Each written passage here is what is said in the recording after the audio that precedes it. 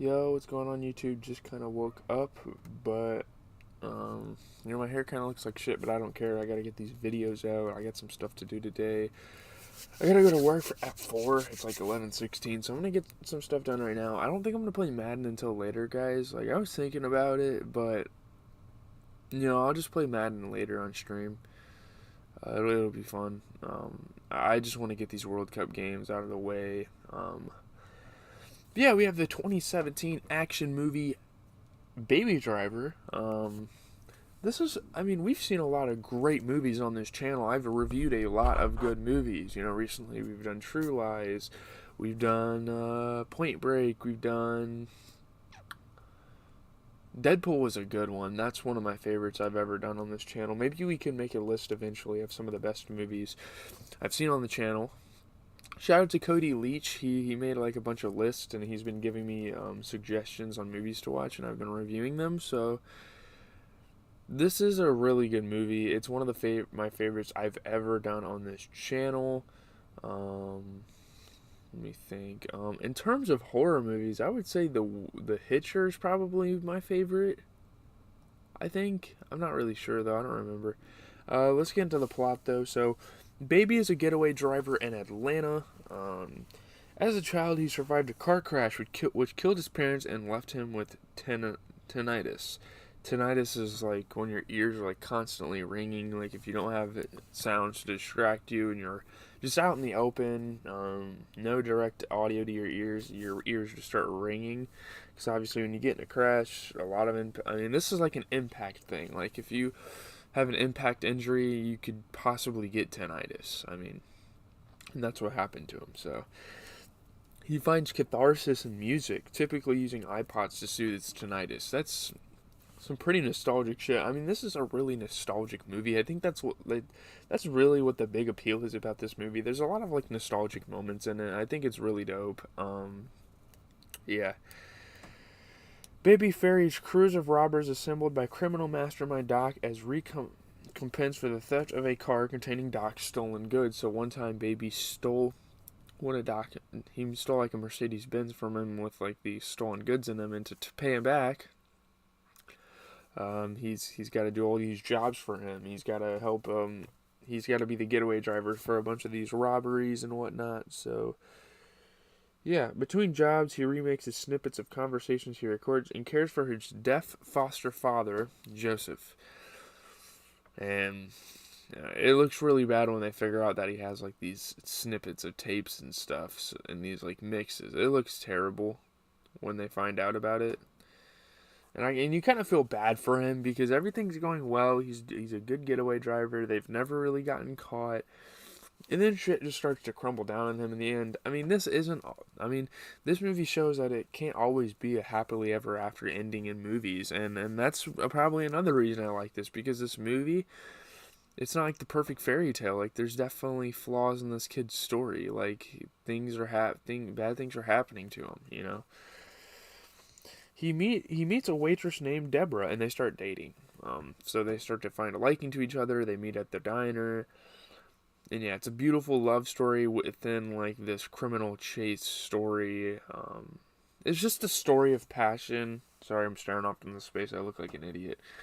It's just a story of passion. It's like about a kid that's so passionate about certain things, like music, driving, things that like give him an escape, like his love life. Obviously, probably to A, deal with his tinnitus. That's the obvious thing, and B, deal with the death of his parents. So this kid is trying to do everything to kind of escape the thought of his not having his parents around.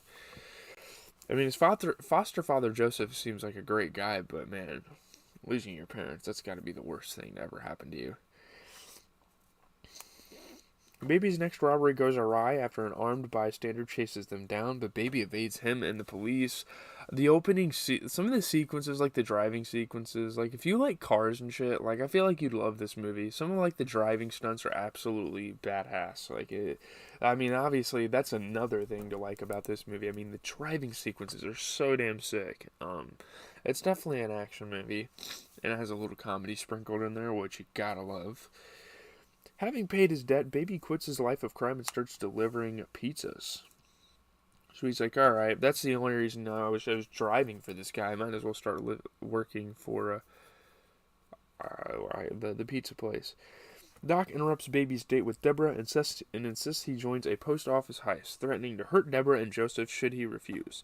I will hurt your family. I will kill Joseph. I will kill Deborah if you don't join back with me and keep being my driver. He's like, you're still going to be my driver. I mean, in the city, apparently Doc's like a really notorious criminal. So if he doesn't listen to him, I'm sure he has guys out there that could get that job done. So the crew insists of easygoing Buddy, his sharpshooter wife Darling, and trigger-happy Bats, who takes an immediate dislike to Baby because he's just kind of sitting there zoned out. He's kind of like an introvert, it seems like. He's kind of just like this introvert that like sits there and listens to music all day. When the crew attempts to purchase illegal firearms, Bats recognizes one of the dealers as a covert operative, and opens fire. He opens fire first. Now it says APD. These are like, Doc says these are his police officers. These are his guys.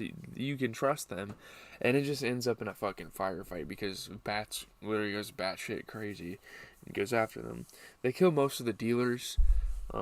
Afterwards, Bats makes Baby stop at Deborah's diner, unaware of their romance. So it's really fucking awkward when they show up to this diner, and Baby kind of has to act like she doesn't exist because he's in this like undercover mission, and he can't really show liking to anyone. He can't really show emotion.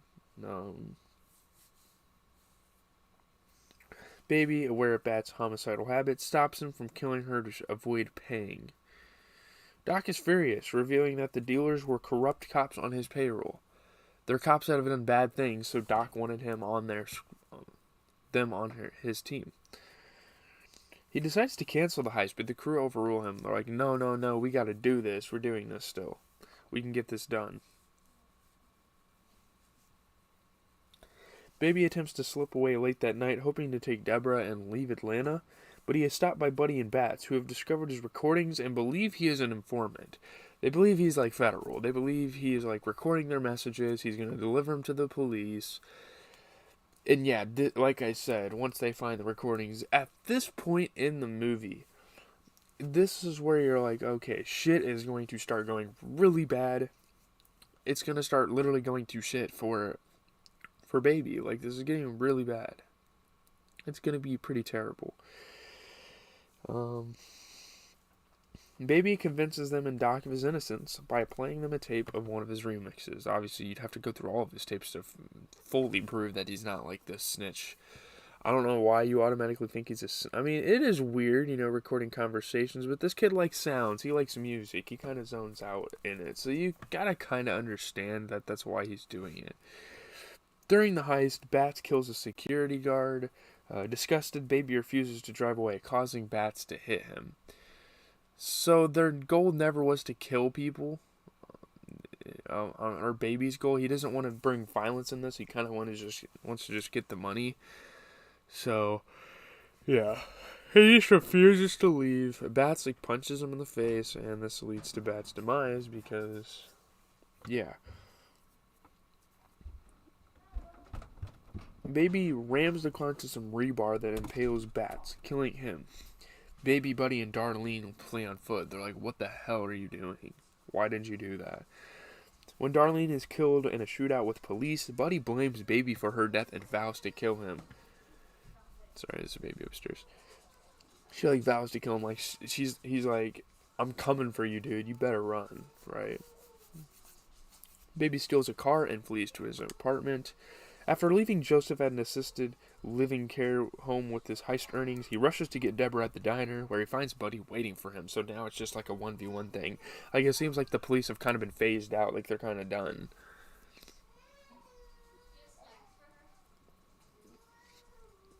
Baby shoots Buddy and flees with Deborah as police swarm the restaurant. And this guy, Buddy, he's like the antagonist now.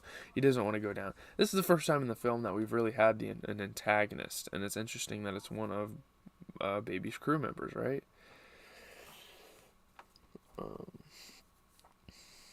Back at the safe house, Doc initially refuses to let Baby take back one of his tapes, even though it only contains his mother singing, but relents when Deborah arrives to console Baby. So he's like, "Okay, you got a family, you got a pretty nice family going for you. Let's just let him have it."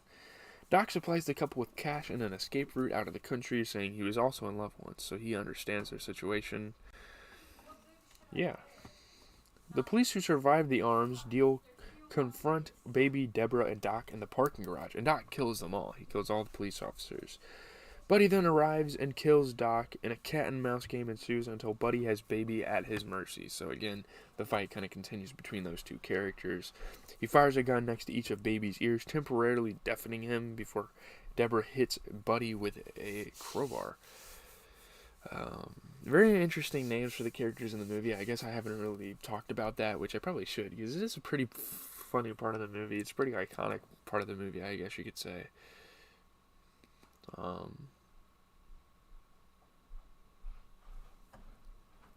So yeah, let's see. Baby shoots Buddy in the leg, and Buddy falls to his death. It's really interesting how Buddy died. Deborah flees the scene with Baby. The next day, Deborah and Baby encounter a police roadblock, and Baby decides to surrender. He's like, "Yeah, let's end this. I don't want you to like be a part of my lifestyle. So like, you should probably just get away and let me take this thing, let me face my consequences." At his trial, Joseph, Deborah, and other people affected by his crimes testify in his defense, citing his acts of compassion and mercy. Like, the people that he, like, victimized and, like, terrorized, they're like, this guy's a good person. He was just kind of put in a wrong situation, but he's still kind of convicted. It sucks, man. Like, all these people are like, this is a good kid. If he's not put in this environment, then this shit wouldn't happen, right? It's so interesting to see everyone defend him, you know? And this is where the sad ending is. Deborah, let's see.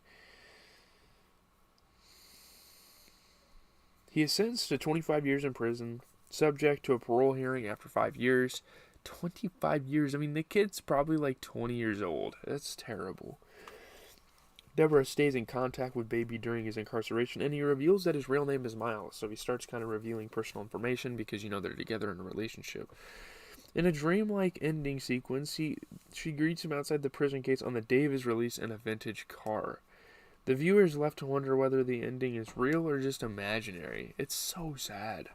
It honestly makes you want to cry. Like, it's really sad how this movie ended. There's not a lot of closure, which is interesting. You know, will this become a franchise? I think that would be cool. I mean, it is just fine as a standalone film, but Baby Driver, a new vehicular action thriller jukebox musical romance from the British writer-director Edgar Wright, is almost as entertaining as it is depleting. This is movie craftsmanship and showmanship of a very high order.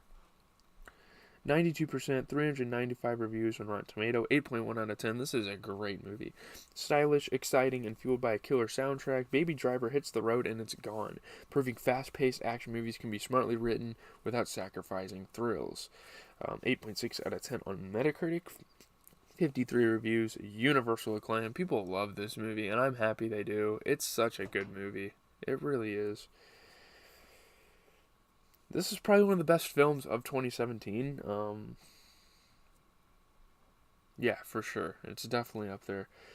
You know, its craftsmanship were great. You know, Wright's expertise here. One of the most utterly original films in years that comes as close to a car chase opera as you'll ever see on screen. Stylish, engaging, packed with sheer brio and good nature.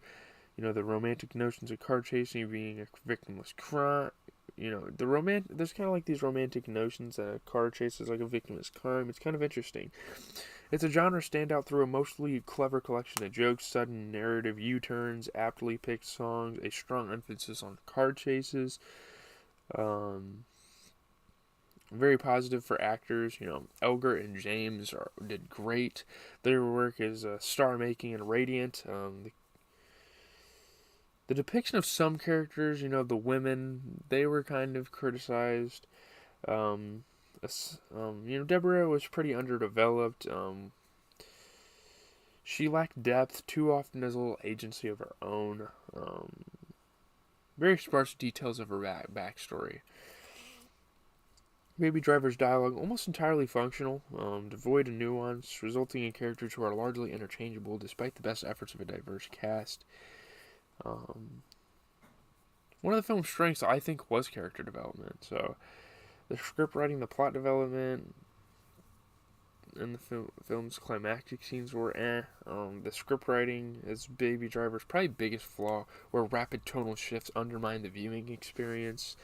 The mistakes in the script were kind of like Wright's inexperience as a solo writer, and the lost momentum was kind of jarring and uncommon. Rarely do we see a filmmaker start so strong only to end with a whimper. That's what they say. The film takes itself too seriously and lacks the self-awareness of Wright's other action comedies like Hot Fuzz in 2007. That's all I have to say, guys. I gotta get going. I gotta watch The Walking Dead, and I gotta do The Walking Dead review and then watch Breaking Bad. So yeah, make sure you tune into the World Cup. It's gonna be going on all day, probably until like 3-ish or so. I'm trying to skip all the cutscenes like at halftime